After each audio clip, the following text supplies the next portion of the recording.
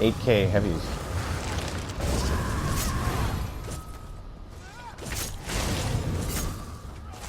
Oh! Whoa!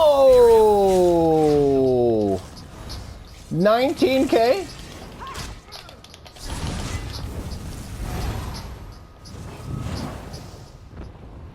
Hello everyone, welcome to my Stamina Nightblade build.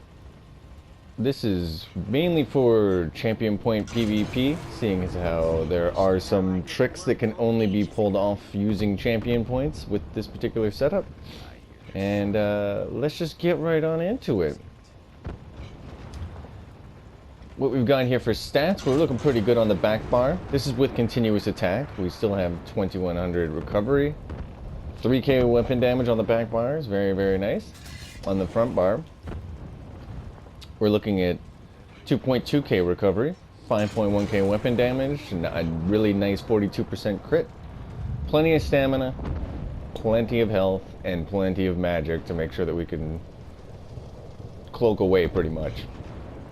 Critical resistance might look a little low, but we're going to be evasive regardless. We're going to be a little bit of a roly-poly. A little bit of a tumbleweed, rollerblade, whatever funny name you have for it. Basically, we're going to roll dodge a lot. A fair amount. Not too much, though. So let's jump right on into the... Let's get into the gear. We are running New Moon Acolyte on the front bar. Generally, I would be running double dot poisons here. Apparently, I just ran out of double dot poisons. You can run a disease glyph if that makes if that's comfortable with you as well. But I'm running a New Moon with the Maul. We are running Nirnhoned. We are running Infused on the jewelry pieces with all weapon damage enchants. So we're pulling off very good damage. That's where we're getting that high weapon damage number. We've got 2 heavy blood spawn. Now, normally I would run health glyphs on the heavy pieces. Mainly it's just the easy way to go because the heavy monster pieces drop with health glyphs on them. I've gone ahead and changed those to stamina as we're not going to be requiring the extra health with the food that we're going to be running with this setup. Oh, on the back bar we've got a master's bow. We're running infused with the weapon damage enchant, which is why this weapon damage enchant really is just, it's unnecessary. So yes, again, double dot poisons or a shock glyph or a disease glyph. Pick your poison, pick your glyph, whatever it is you'd like. But I don't suggest running the weapon damage glyph on the front bar as we have an infused back bar. We're getting 452 weapon damage out of that glyph and only 348 out of the Maul. On the body, for our other 5-piece, we're running Bone Pirate, very standard. Great for sustain. Plenty of resources. It kind of takes care of itself. There's not a whole lot to explain here. Now for the food, this is where we get a little bit interesting. We are running the Pack Leader's Bone Broth. It is a drink. It provides a fair amount of max stamina and max health, more than what we would get from Dubious. The max stamina from Dubious is 2.8k. We are getting 4.6k here and 5k health here. Versus 3k, just over 3k from Dubious. Now we are losing out on the extra recovery. I am a Wood Elf, so that's how we make up and remain above 2k recovery, even though we're running a food that has no recovery on it, and we're also running all infused weapon damage glyphs on the jewelry. So, now that we're done that, let's jump into the champion points here. Start over here. Got 66 into Warlord, 15 into Siphoner, 3 into Sprinter, 21 Tenacity. Heavy attacking is a large part of this setup. I will get to explaining that. 7% for Arcanist with the 27 points, and 75 into Mooncap. 23 into Shadow Ward. We don't do a ton of blocking, but we do a fair amount of roll dodging. You can always add more points into tumbling if however the math works out. I've kind of spread these out so that they sit at a decent number without sitting in odd places. This one looks odd with the 5.7%, but Seems to be working for me. I haven't played around too much with these points in the past while. 27 in a bless, that's a very standard number for me. This is the bread and butter right here. The Tactician passive is 100% necessary for this particular setup the way that I've got it, as I'll get into the skills afterwards. But the Tactician passive is 100% necessary. If you do not have maximum champion points, you may have some trouble trying to figure out how to put 120 points into this particular tree. This is how I've chosen to go about it. 81 into Master at Arms. All of my damage is direct damage, so there's no reason not to stack damage there. And a good fat 22% extra damage with the 39 points. The 22% extra damage on the heavy attacks and light attacks is also very, very important, because with the way that this is playing with off balance, these heavy attacks are are definitely going to make a lot of it, a large difference to your overall performance.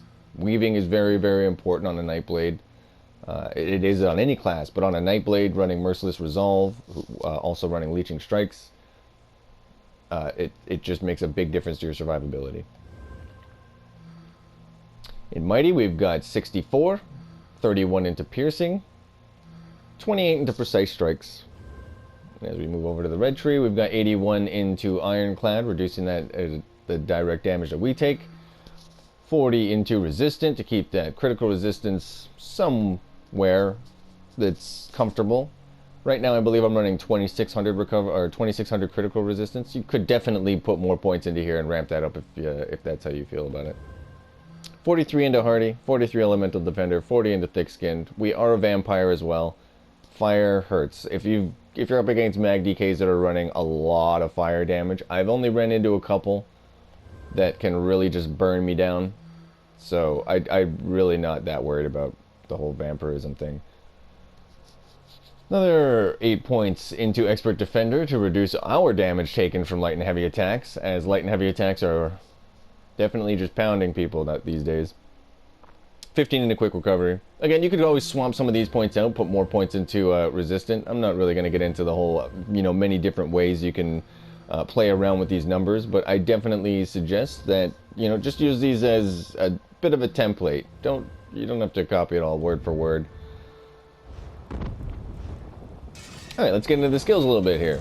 Start on the back bar. We are running Leeching Strikes on the back bar. This is fantastic for sustain. A little bit for the heals is always good. 100%. I think it's a beautiful skill. It's one of the better sustain skills in the game. And it's very, very cheap. And what you get out of it is a lot of sustain. And it's a siphoning ability. So when you cast it, you also gain some ultimate for having it. You get 7% more max magic on your back bar for having it slotted through passives. Casting a siphoning ability generates 2 ultimate, and it can happen every 4 seconds. That might not sound like a lot, but it is when you need it. Increase your healing done for each siphoning ability slotted. This is another fantastic passive, and we happen to have Vigor on our back bar. Increase your max magic 8%, sorry, I said 7. 8% while a siphoning ability is slotted. This is also going to be very good, as the only magic ability that we're running on this build happens to be on our back bar, with that being Cloak. And obviously this is a non-related passive to the siphoning ability, but still, fantastic passive. Moving on, we are running Shuffle. This is going to be our snare removal, major evasion, bread and butter skill for many medium armor builds, especially if you're trying to be rather elusive. Resolving Vigor. It's hard to say no here as well. This is a major heal. You want to keep ticking as often as you can manage to. Poison Injection. This is the only dot we're running on this build, and it is what activates our Master's Bow, as you need to use Poison Injection, or you need to use a form of Venom Arrow in order to activate the Master's Bow. And again, it's fantastic damage. Does the job we needed to. Every so often it will come in handy as an execute as well.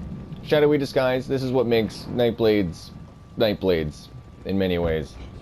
It gives you the opportunity to, get some bamboozles on, send somebody in one direction, get them chasing you in one direction, cloak, go the other way, give them the good old Kansas City shuffle and go in the opposite direction. It's fantastic. This activates our armor buff as well, as you need to activate a shadow ability to actually get the physical spell resistance. Since we have 2 heavy pieces on, it also increases the duration, so we get 9 seconds. Fantastic. Backbar ultimate, we are running Temporal Guard. Minor protection at all times. Fantastic kiting skill. In many ways, I would say it's almost 100% necessary if you're going to be out solo PvPing.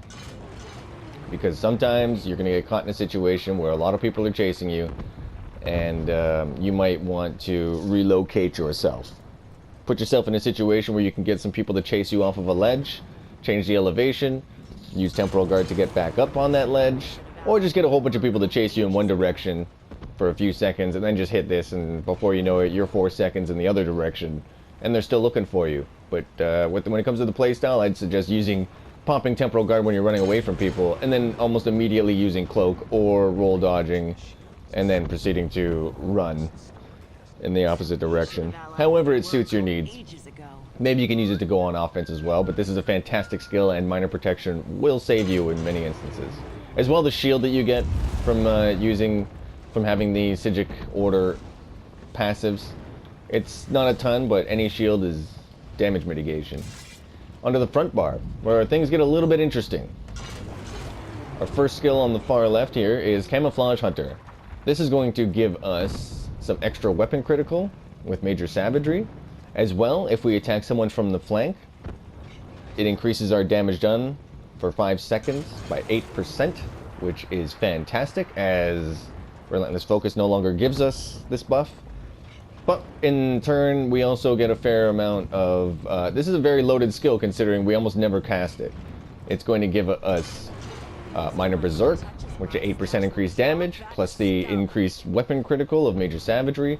Plus, when you have the Fighters Guild passives, this will also increase your weapon damage. So my weapon damage is also increased 3% just for having it slotted. You can use this to try and pull Nightblades out of stealth from time to time. And yeah, it can be useful in that regard. It is a very expensive skill, so I would say use sparingly. And most of the time, I personally would just run Detection Potions if you're really looking at capturing a Nightblade, because you can easily blow a bunch of stamina trying to continue to use this ability, and then if you do find him, before you know it, the tank's dry, because it does cost a hefty amount of stamina. We've got Relentless Focus here. This is another fantastic skill. It deals a crap ton of damage.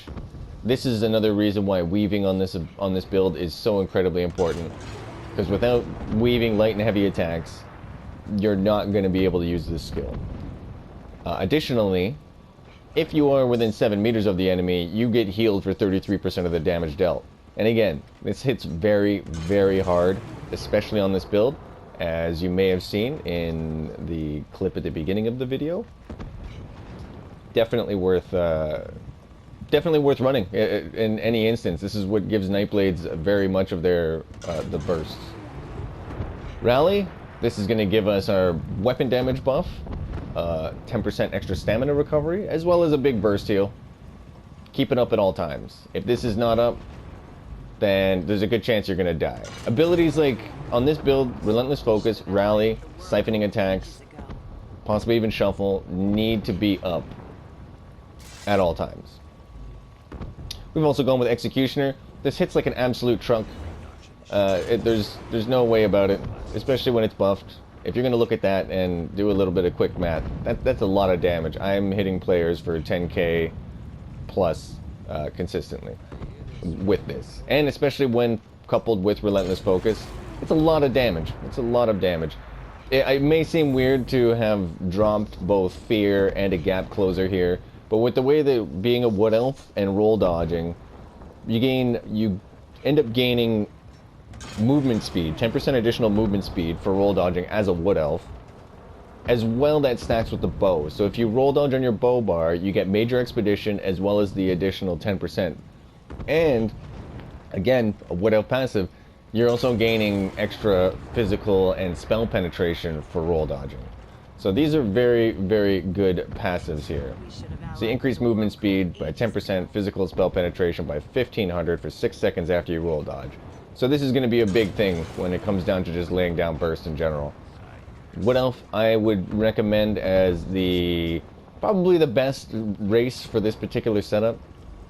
You could go Orc, you could go Nord, you could go with a Khajiit, you could go Dark Elf if you really felt like it.